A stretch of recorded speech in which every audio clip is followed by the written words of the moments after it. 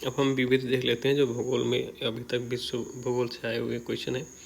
तो grand bank क्या है? ये उत्तरी अमेरिका के पूर्वी तट पर तथा उत्तरी अटलांटिक महासागर के उत्तरी पश्चिमी क्षेत्र में स्थित है।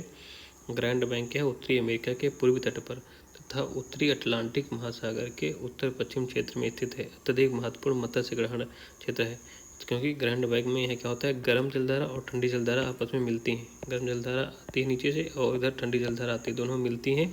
तो यहाँ पर जहाँ गर्म धारा और ठंडी जलधारा आपस में मिलती हैं वहाँ पर महत्वपूर्ण मत्स्य क्षेत्र होता है, ठीक, उत्पादन क्षेत्र होता है, क्योंकि वहाँ पर मछलियों के उत्पन्न होने के लिए ज़्यादा अच्छा वातावरण मिलता है। तो ग्रैंड बैंक क्या है? उत्तरी अमेरिका के पूर्वी तट पर तथा उत्तरी अटलांटिक महासागर के उत्तर पश्चिमी क्षेत्र में स्थित है, ठीक है। अत्यधिक महत्वपूर्ण मत्स्य केंद्र है। फिर नवनियतवादी सिद्धांत क्या है? नवनियतवादी सिद्धांत का इसको दिया था ग्रिफिथ टेलर ने। नवनियतवादी सिद्धांत दिया था ग्रिफिथ टेलर ने। इसे निश्चयवाद, रुको और जाओ नियतवाद भी कहते हैं, ठीक है। तो नवनियतिवाद सिद्धांत क्या है? इसे ग्रिफिथ को किसने दिया था? तो ग्रिफिथ टेलर ने दिया था। इसे निश्चयवाद कहते हैं और इसे रुको और जाओ नियतिवाद भी कहते हैं। देखो, नियत मतलब भाग्य। इन्होंने ग्रिफिथ ने बताया कि मनुष्य कुछ नहीं है, जो होता है वो सब ऊपर वाला ये प्राकृतिक डिसाइड करती है, तो उसको भी ही बोलते हैं नियतिवाद सिद्धांत, ठीक है। नवनियतिवाद सिद्धांत ठीक है, समझ गए। और फिर नवनियतवाद सिद्धांत दिया था किसने? ग्रिफिथ टेलर ने। तो इसे नियतवाद में तो यही होता है कि निश्चित है वो होगा। नवनियतवाद सिद्धांत में, ठीक है, थोड़ा इसमें मनुष्य का भी योगदान होता है। रुको और जाओ नियतवाद, ठीक है, यही है निश्चयवाद।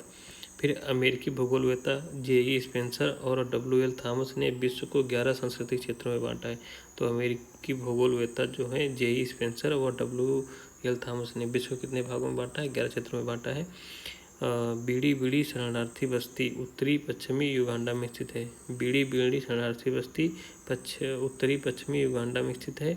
समुद्री मील 1852 मीटर ज़्यादा होता है भौमिकी मील से, ये 1609 मीटर होता है। तो समुद्री मील में 1852 मीटर होते हैं और भौमिकी मील में 1609 मीटर होते हैं। तो बड़ा कौन है? समुद्री मील बड़ा है, ठीक है। हैरमैट्टन या हरमट्टन शुष्क व धूल भरी हवा है। हरमैट्टन या हरमट्टन शुष्क व धूल भरी हवा है। ये गिनी की खाड़ी तट पर पश्चिम एवं दक्षिण पश्चिम सहारा क्षेत्रों में चलती है, ठीक है। हरमैट्टन या हरमट्टन या शुष्क व धूल भरी हवा है, गिनी की खाड़ी तट पर पश्चिम एवं दक्षिण पश्चिम सहारा क्षेत्रों में चलती है, ठीक है, अर्थात पश्चिमी अफ्रीका की तट पर चलती है हरमट्टन। दक्षिणी अल्पस क्या है? ये पर्वत है न्यूजीलैंड में, ठीक है। देखो, अल्पस तो यूरोप में है लेकिन दक्षिणी अल्पस पहुँचे तो न्यूजीलैंड में है। ग्रैंड कैनियन कहाँ है? USA में है, ठीक है। ग्रैंड कैनियन कहाँ है? ये USA में है। लेक विनिपेग कहाँ है? कनाडा में है। साइकन रेल सुरंग कहाँ है? जापान में है। पेट्रोनॉस टावर्स कहाँ है? मलेशिया में है। रोगन बांध कहाँ है? तजाकिस्तान में है, ठीक है। अप्पालेचियन पथ कहाँ है? USA में है। अपलेशियन पर्वत भी है तो उससे ध्यान रहेगा। अप्पालेचियन पथ कहाँ है? USA में। तो फिर से देख लेते हैं। दक्षिण अल्पस पर्वत कहाँ है? न्यूजीलैंड में है। ग्रैंड कैनियन कहाँ है? US में है। लेक विनिपेग कहाँ है? कनाडा में है। साइकन रेल सुरंग कहाँ है? जापान में है। पेट्रोनास टावर्स कहाँ है? मलेशिया में है। रोगन बांध कहाँ है? तजाकिस्तान में है। अप्पालेचियन पथ कहाँ है? US में है, ठीक है। अगला पॉइंट देखें, बरमुडा त्रिभुज। ये बरमुडा त्रिभुज में क्या क्या आता है? पश्चिमी उत्तरी अटलांटिक महासागर में है ये। बरमुडा त्रिभुज कहाँ है? पश्चिमी उत्तरी अटलांटिक महासागर में है। मियामी दक्षिणी फ्लोरिडा आता है इसमें। बरमुडा आता है। सान जुआन आता है, जिसको प्योर्टो रिको भी कहते हैं। सान जुआन को क्या कहते हैं? प्योर्टो रिको। तो इन तीनों को मिलाकर बनता है बरमुडा त्रिभुज। ये पश्चिमी उत्तरी अटलांटिक महासागर में है, ठीक है। पश्चिमी उत्तरी अटलांटिक महासागर में स्थित है। इसमें मियामी जो दक्षिणी फ्लोरिडा में है, मियामी क्षेत्र आता है जो दक्षिणी फ्लोरिडा में है। बरमुडा आता है और सान जुआन, जिसको प्योर्टो रिको भी बोलते हैं, तीनों को मिलाकर बनता है बरमुडा त्रिभुज। फिर सुदूर पूर्व का चावल का कटोरा किसे कहते हैं? म्यांमार को। सुदूर पूर्व का चावल का कटोरा किसे कहते हैं? म्यांमार को। रेड बेसिन कहाँ है? चीन में है। रेड बेसिन कहाँ है? चीन में है। फॉन ये क्या है? अल्पस पर्वत, ठीक है। फॉन क्या है? अल्पस पर्वत में है। फॉन जो है अल्पस पर्वत की चोटी है, ठीक है। बोरा क्या है? एड्रियाटिक सागर के उत्तरी पूर्वी किनारे पर स्थित है। बोरा एड्रियाटिक सागर के उत्तरी पूर्वी किनारे पर स्थित है। मिस्टर लाइन नदी घाटी में है, ठीक है। मिस्टर लाइन नदी घाटी राइन घाटी जो है वहाँ पर मिस्र पाया जाता है। खमसिन कहाँ है? मिस्र में है। तो ये मिलाने वाला था, उन्हीं का पॉइंट है, ठीक है।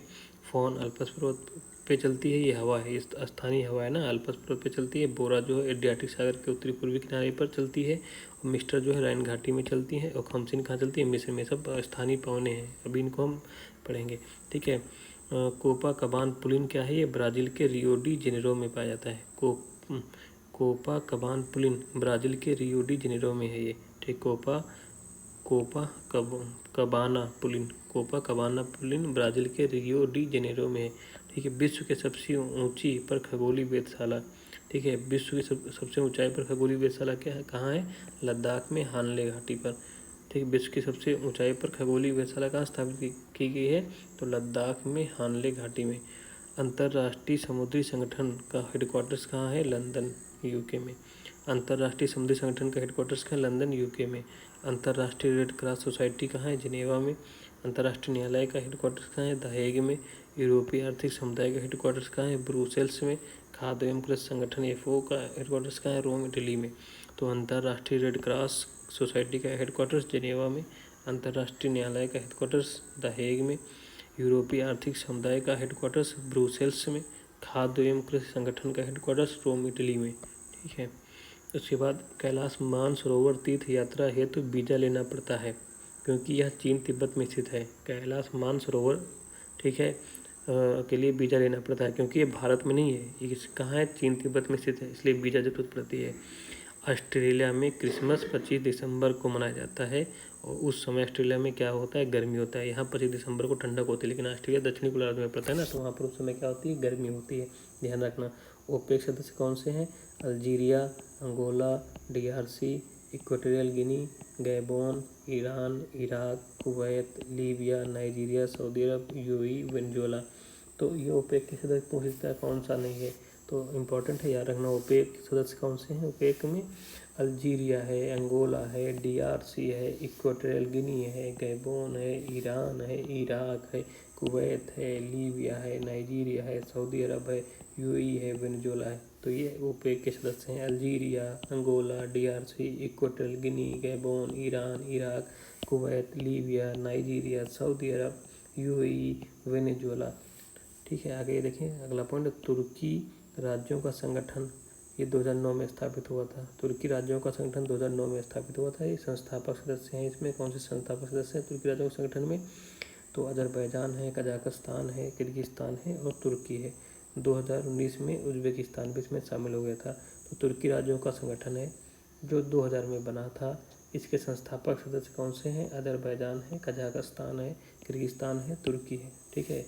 इस समय भी न्यूज में है, क्योंकि इजराइल और इराक का जो युद्ध चल रहा है, क्या कहते हैं, इजराइल और उसको जो हमास का, तो उसके चक्कर में ये मध्य एशिया बहुत न्यूज में है, तो उसको ज़रूर पढ़ें। ओपेक के सदस्य पढ़ें। ये सब तुर्की राज्यों का संगठन 2009 में स्थापित। संस्थापक सदस्य अजरबैजान, कजाकिस्तान, किर्गिस्तान, तुर्की, और 2019 में इसमें उज्बेकिस्तान भी शामिल हो गया। पीसा की झुकी मीनार इटली में है। पीसा की झुकी मीनार कहाँ है? इटली में है, ठीक है। एलिस पैलेस पेरिस फ्रांस में है। एलिस पैलेस पेरिस फ्रांस में है, यह राष्ट्रपति निवास है। एलिस पैलेस क्या है? पेरिस फ्रांस में है, और ये वहाँ के राष्ट्रपति का निवास है। अगला point, leap forward policy. Leap forward policy के कारण भुखमरी से लाखों लोगों की मृत्यु हुई थी। चीन में सेकंड पंचवर्षीय योजना 1958-62 में लागू किया गया था। तो लीप फॉरवर्ड पॉलिसी के कारण बहुत से लोगों, तो लाखों लोगों की भुखमरी के कारण मृत्यु हो गई थी। तो ये लीप फॉरवर्ड पॉलिसी लागू कहाँ की गई थी? तो चीन में लागू की गई थी। कब? सेकंड पंचवर्षीय योजना 1958-62 में लागू किया गया था, ठीक है। आईएईए के अनुसार मार्च 2023 में, ठीक है, मार्च 2023 तक नाभिकीय शक्ति संयंत्र परिचालन लागत के आरोही क्रम, ठीक है। तो नाभिकीय शक्ति संयंत्र सबसे ज़्यादा कहाँ है? तो नंबर 1 पे यूएसए है, फिर फ्रांस है, फिर चीन है, रूस है, रिपब्लिक ऑफ कोरिया है।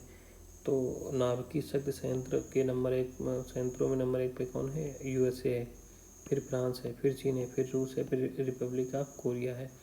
कुल ऊर्जा का 99% जल विद्युत से प्राप्त करता है, वो कौन है? नॉर्वे। तो नॉर्वे अपने वहाँ जो ऊर्जा खपत करता है उसका 99% जल विद्युत से प्राप्त करता है, मतलब समझो ग्रीन एनर्जी, कोई प्रदूषण नहीं, 99%। 40 कबीलों का देश किसे कहते हैं? किर्गिस्तान को। 40 कबीलों का देश किसे कहते हैं? किर्गिस्तान को। किर्गिस्तान को कहते हैं। संप्राय मैदान का निर्माण कैसे होता है? नदी से होता है। संप्राय मैदान का निर्माण होता है नदी से। एशिया का सबसे बड़ा स्वर्ण बाजार 2021 के अनुसार कौन था? चीन। उसके बाद भारत का नंबर आता है। तो एशिया का सबसे बड़ा स्वर्ण बाजार कौन है? चीन है। उसके बाद भारत का नंबर आता है। एशिया में आमलैंड का अर्थ क्या है? आमलैंड का अर्थ क्या है? नगर का प्रतिवेशी, मतलब आसपास का क्षेत्र। आर्मलैंड का मतलब होता है नगर का प्रतिवेशी अर्थात आसपास का क्षेत्र। इसे हिंटरलैंड भी कहते हैं। इसे हिंटरलैंड भी कहा जाता है। ली का नाम प्रयोजन सिद्धांत से संबंधित है। ली का नाम प्रयोजन सिद्धांत से संबंधित है। ली का नाम प्रयोजन सिद्धांत से संबंधित है। भू स्थिर उपग्रह परिक्रमण करता है निश्चित ऊंचाई पर। तो भू स्थिर उपग्रह जो है वो परिक्रमण करता है, एक निश्चित ऊंचाई पर परिक्रमण करता है। वो समुद्र तल से लगभग 35,786 किलोमीटर पर रहता है, ऊंचाई पर रहता है। समुद्र तल से लगभग 35,786 किलोमीटर पर परिक्रमण करता है। डेनिसोवन एक प्रारंभिक मानव प्रजाति है। डेनिसोवन क्या है? एक प्रारंभिक मानव प्रजाति है। ठीक है, तो ये हो गए अभी तक विविध क्वेश्चन इधर उधर से पूछे गए भूगोल से। ठीक है, ये घटना चक्र के पॉइंट है, रिवीजन करते रहो। जय हिंद, जय भारत।